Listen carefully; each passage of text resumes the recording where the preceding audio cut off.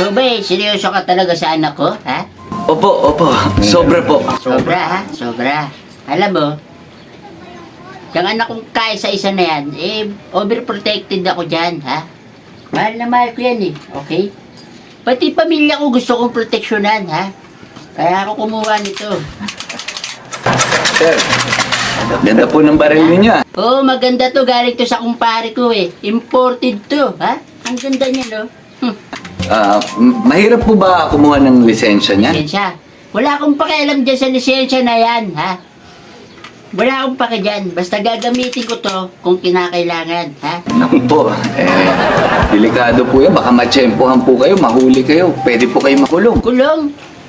Hindi ako natatakot sa mga kulong-kulong na yan. Basta ito, sinasabi ko sa'yo, importante, proteksyonan ko pamilya ko, ha?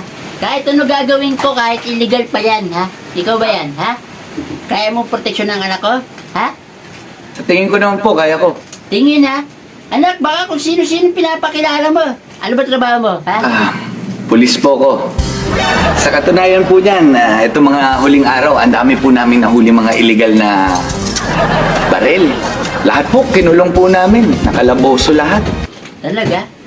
Naku, buti na lang pala anak pulis tong nakuha mo. Nakakatuwa naman. Ito hindi talaga sa akin to Naiwalan ng kumpare ko to.